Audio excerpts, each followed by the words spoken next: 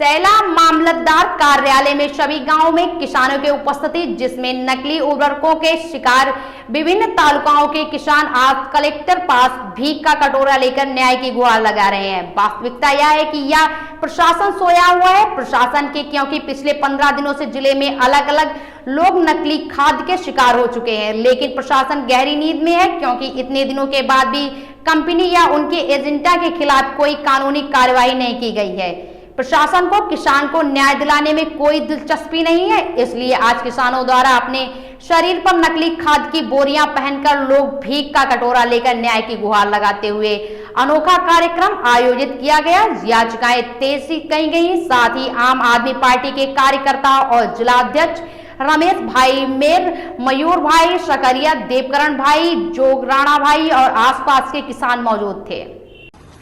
આજે સાયલા મામલતદાર કચેરીએ સાયલા તાલુકાના અલગ અલગ ગામોમાં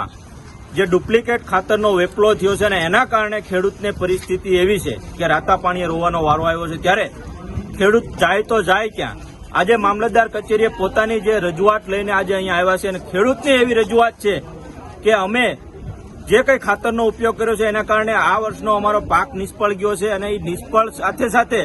એ જમીન પણ બંજર થઈ ગઈ છે। તો હવે આ જે કઈ કંપની છે એના ઉપર કાયદેસરની કાર્યવાહી થાય અને ખેડૂતોને અત્યારે આ વર્ષે કોઈ પાકે એવું લાગતું નથી, તો વીઘે ઓછામાં ઓછું 60,000નું વળતરની માંગણી સાથે આજે ખેડૂત સાથે આમ આદમી પાર્ટીના લોકો અને બધાને સાથે રાખીને સાહેબશ્રીને રજૂઆત કરી છે અને સાહેબે એવી હૈયાધારણા આપી છે કે ટૂંક સમયમાં અમે કાયદેસરની કાર્યવાહી કરશે। પણ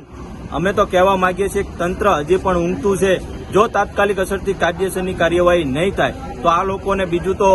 કોઈ પાક છે નહીં, કોઈ એમની પાસે આશા નથી। તો આવનારા સમયમાં ખેડૂત જ કહે છે કે સાહેબ જો